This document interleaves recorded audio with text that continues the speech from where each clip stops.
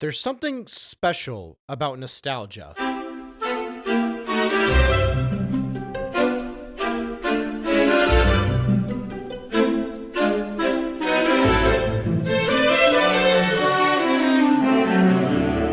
It has the ability to blind even the most pragmatic and objective individuals.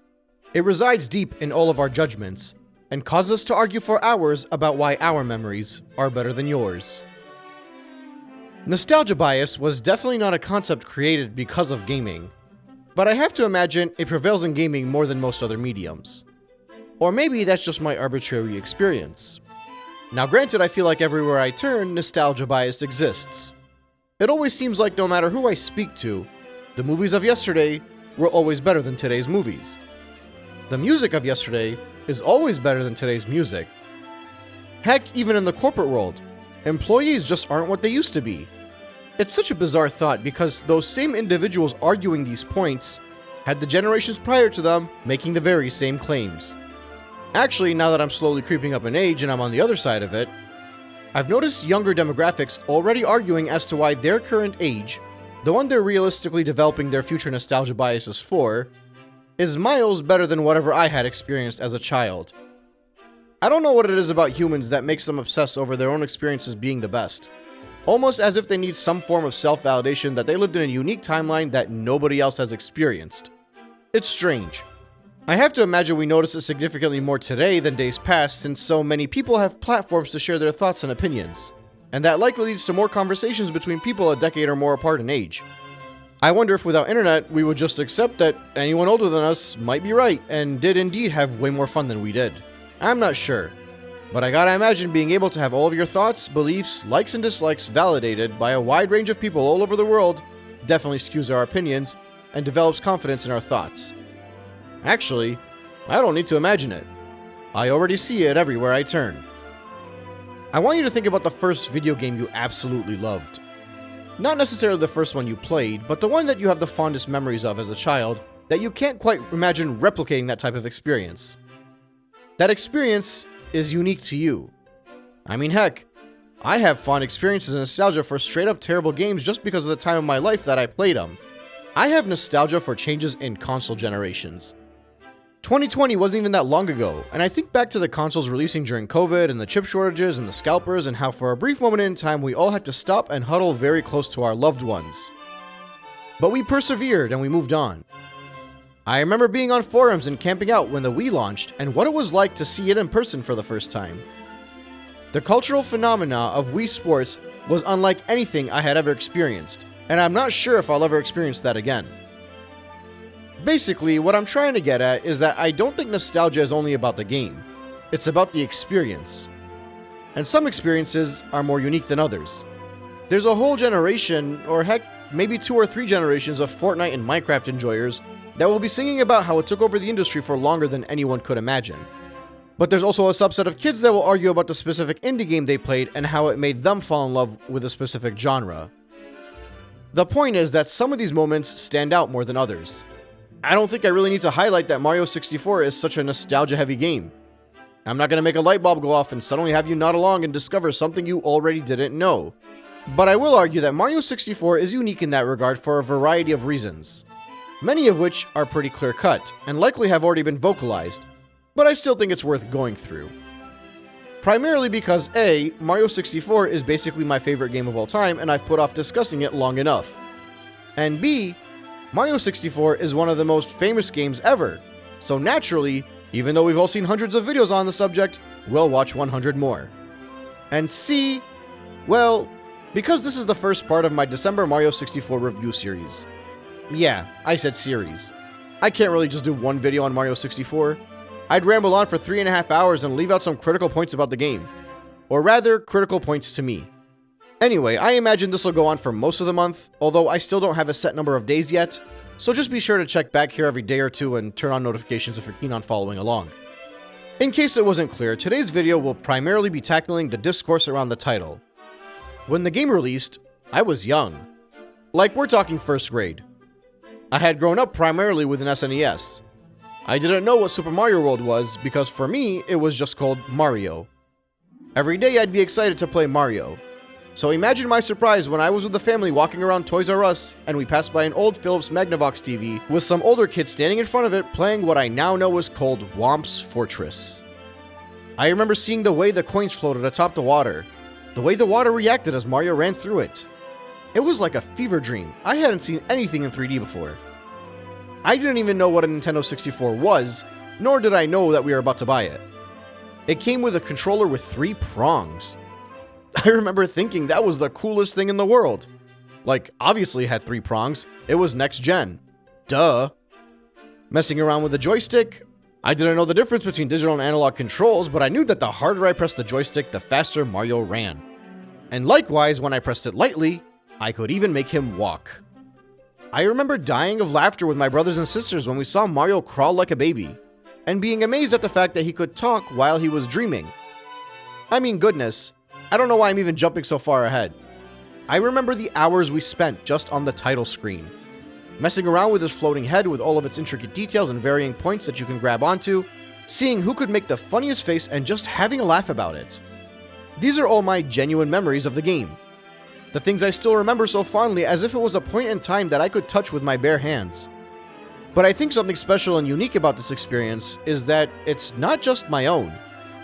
Mario 64 is part of a unique subset of games where almost everybody has the same general nostalgia for. We all associated this with not only the leap to the next gen, but also a leap into another dimension. I'd wager the memories I just shared about Mario running around Whomp's Fortress and playing with his face in the title screen is not even that unique. Most of you probably heard me talking and remembered a younger version of yourself experiencing the exact same thing. It's what makes this game so special. It wasn't just a launch title. It was basically the only launch title. And yes, I'm going to disrespect Pilot Wings like that. It wasn't just Mario transitioning to 3D. It was the face of the gaming industry developing a footprint for how that transition needed to go. It shouldn't be remotely a surprise to anyone. I mean, just think of all the impacts it had to the gaming industry that aren't talked about as much as the movement in 3D space. Collectathons became standard, open sandbox stages became regular occurrences. You couldn't open a kitchen cabinet without a hub world falling on your head. The nostalgia for genres, for new console generation, for freaking joysticks. All of these things are associated with Mario 64. It's incredible. But it's also the reason why the nostalgia for this game is uniquely not unique. All of this obviously made the game untouchable for a very long time. Opinions for video games were cemented with the turn of the millennium, and you were not allowed to go against the industry norm. Game critics made up their mind and filled up pedestals for viewers and readers to acknowledge. Anyone that couldn't keep up just didn't stand a chance. And even if they could keep up, they could never live up to the standard and discourse of the gaming populace had set. For a brief moment in time, many kids born in the 80s tried to argue that Mario stopped being fun when it added a third dimension. And those arguments were quickly silenced by the international gaming community.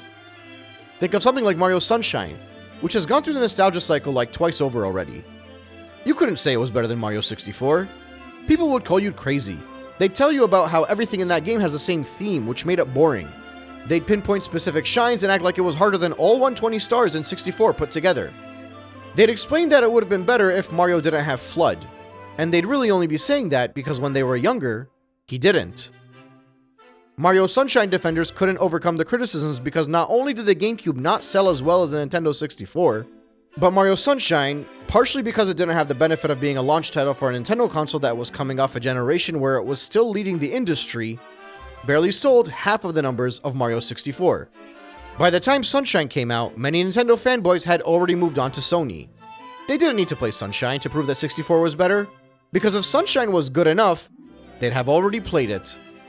Even if you had a solid argument for Sunshine, nobody would take you seriously. Now don't get me wrong, people would still praise the game.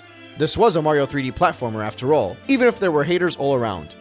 But you couldn't cross the line and claim that it was better than Mario 64, and you couldn't really get away with that discussion until Galaxy came out. Actually wait, rewind. Post-Sunshine and pre-Galaxy, we had the release of 64DS. 64DS probably gets its own review, so I'll probably give it a video at some point. I have similar nostalgia to 64DS as I do to the original, and honestly, I might even favor it. Or at least I did when I was younger.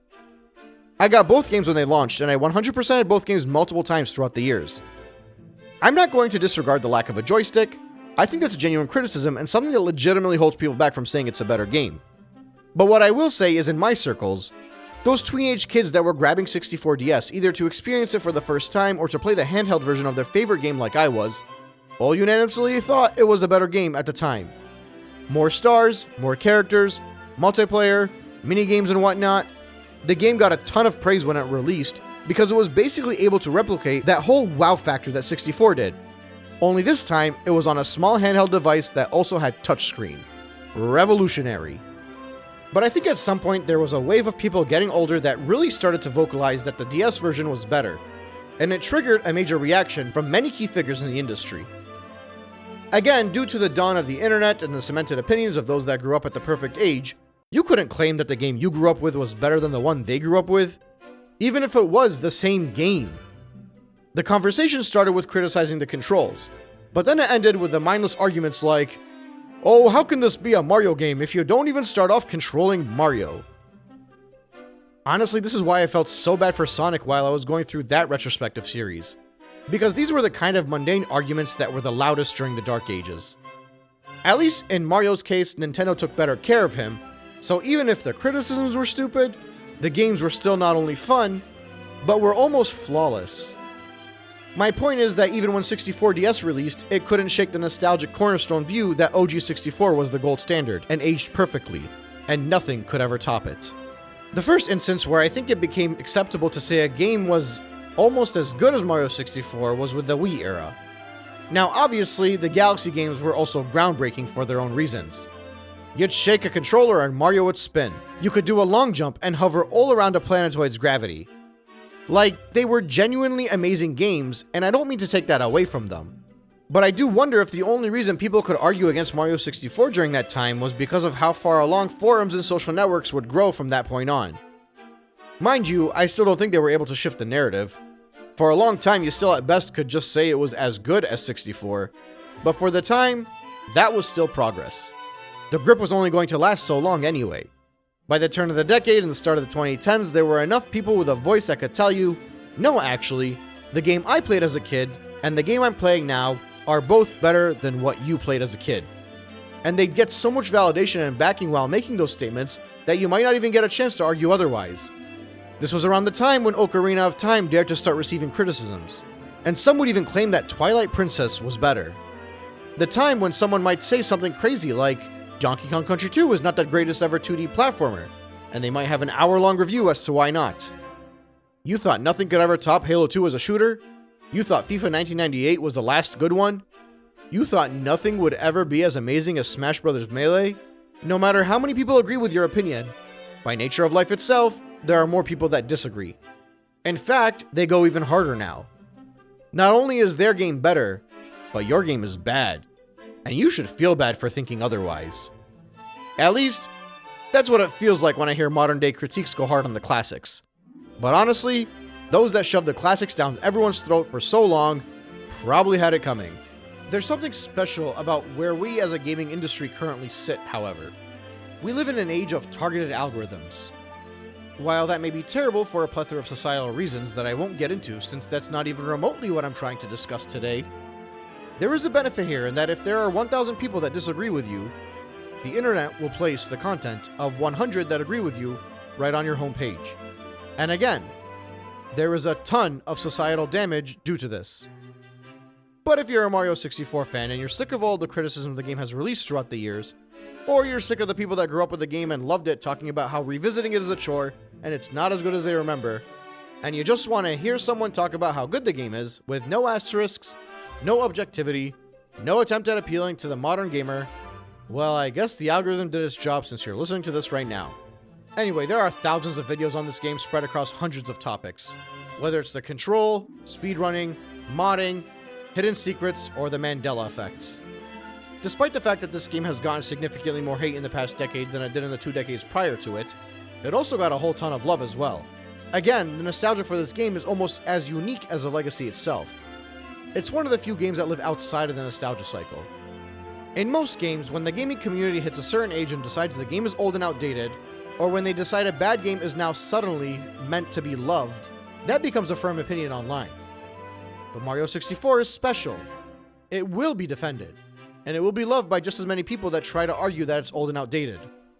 Regardless, I'm not necessarily here trying to defend the game or argue against certain points. I'm sure there might be moments throughout where I'll mention the controls and say the camera isn't as bad as people make it out to be, but that's not really what I'm setting out to do.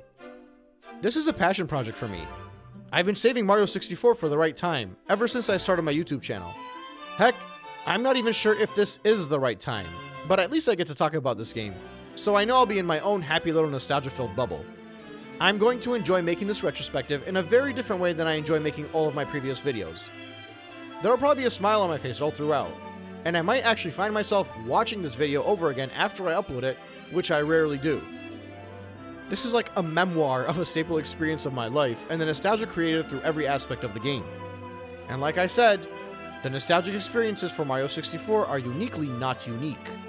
So my hope is that as I dive into the various stages, stars, secrets, soundtracks, art styles, and controls of this game, I trigger something in all fans of this iconic title and make them enjoy a pretty easygoing and laid-back retrospective of the most discussed video game of all time. So stick around, because next, I'm gonna discuss the hub world.